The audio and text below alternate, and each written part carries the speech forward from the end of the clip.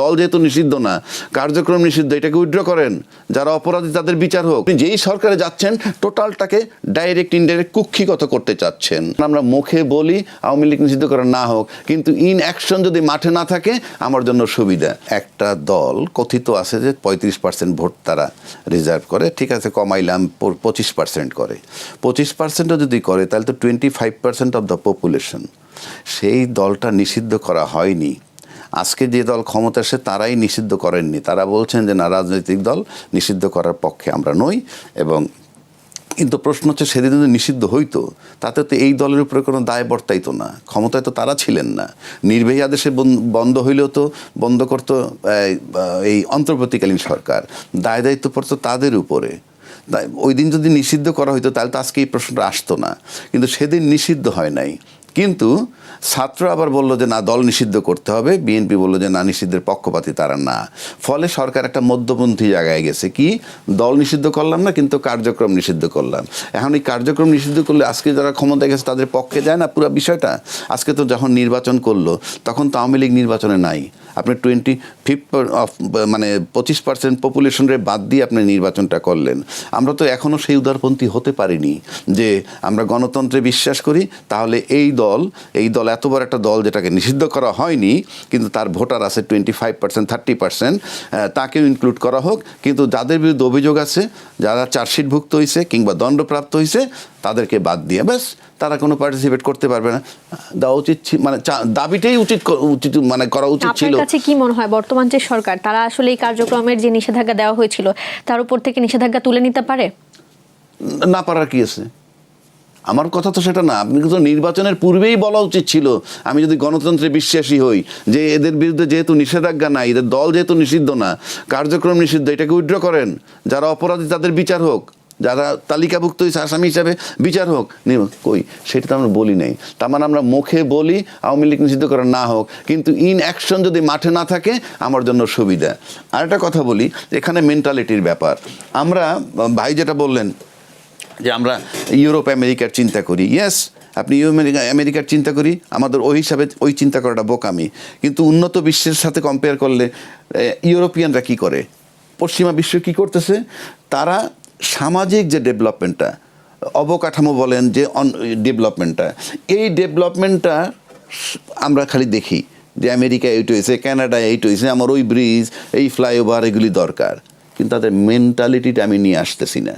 জীবনের সব আয়োজন এখানে একসাথে,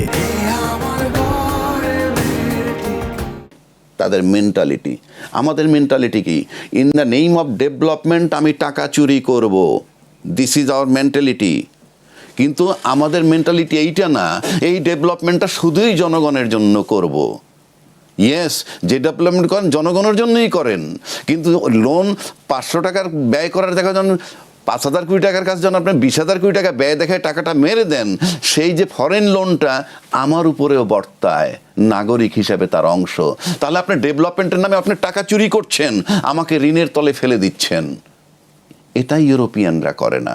সো আপনি যে কথায় কথায়, তাহলে ইউরোপিয়ানের ডেভেলপমেন্ট বাদ দেন, থাকবো কুড়ে ঘরে, থাকবে মানুষ নিরাপদে। চেঞ্জ করব মেন্টালিটি। মানসিকভাবে উন্নত হলে রাষ্ট্র অটোমেটিক উন্নত হবে। আপনি যদি মেন্টালি উন্নত থাকেন আপনার ঘর সুন্দর হবে। শুধু টাকাওয়ালা হইলেই আপনার ঘর সুন্দর হয় না। সেটা কি বাংলাদেশের বর্তমান প্রেক্ষাপটে সম্ভব বলে মনে করছেন? যেহেতু সম্ভব না, আপনি কথায় কথায় আমেরিকা কেন টানেন কেন? আগে তাদের মেন্টালিটি আনেন। লন্ডনে একটা অ্যাক্সিডেন্ট হয়েছে, সেখানে লেখা আছে আই উইটনেস যদি কেউ থাকো যোগাযোগ করো। খুব ভোরে অ্যাক্সিডেন্ট হয়েছে, খুব ভোর 4টা-5টার দিকে। এখন যেই লোক আই উইটনেস যে যখন দেখবে সে ঠিকই যোগাযোগ করবে। আর আমার দেশে যদি এরকম একটা সাইনবোর্ড লাগায় রাখে যে অমুক একটা হত্যা হয়েছে, যে চাক্ষুষ দেখছেন একটু, সে যোগাযোগ করলেই পয়লায় দেখবে পুলিশের কাছে পুলিশ প্রশ্ন করবে অত ভোরে আপনি গেছিলেন কেন, আপনার কি কাজ ছিল, এই তারে জেরা শুরু করে দিল। আমি যে দেখলাম ঘটনাটা, বিবরণটা শুনে তুমি তদন্ত শুরু করো না, তুমি গেছিলা কেন, মানে আমাকেই সন্দেহ শুরু করে দিল। এই যে মেন্টালিটি, আগে মেন্টালিটি চেঞ্জ করেন। এই যে ভাই বলল যে অ্যাবসলিউট পাওয়ার দরকার, টু সাম সেক্ষেত্রে এক্সটেন্ট মেন্টালিটিটা কি সবার চেঞ্জ হতে হবে নাকি শুধু রাজনীতি যারা করেন বা ওই যে ক্ষমতায় যারা আপনি তো রয়েছেন তারা- মেন্টালিটির প্রশ্ন এখানেই দেখাই দিতেছেন যে এটা রাষ্ট্রের কোনো অমঙ্গল হবে না, জনগণের কোনো অমঙ্গল হবে না। আপনার এই গণভোটের আলোকে যদি সংস্কার করেন, উপকৃত হবে এই দেশের সাধারণ মানুষ, অ্যাটলিস্ট 70% নিচের দিক থেকে। তা আপনি তার মানে কি আপনি এরকম কিছু বলতে চাচ্ছেন যে গণভোটের আমি যে তো- ফলাফল সেটি যদি মেনে নেওয়া হতো তাহলে মেন্টালিটির চেঞ্জ আসতো? মেন্টালিটি চেঞ্জ আসতো, আমি তো দেখতাম ইয়েস। রাষ্ট্রের জন্য মানে তারা দলের চিন্তা করে নাই যে একই ব্যক্তি দলের প্রধান থাকবে এবং প্রধানমন্ত্রী হবে এবং সংসদীয় নেতা থাকবেন, পাশাপাশি এই নিম্নকক্ষের আসনের ভিত্তিতে উচ্চকক্ষ এগুলো ছাড় দেওয়া।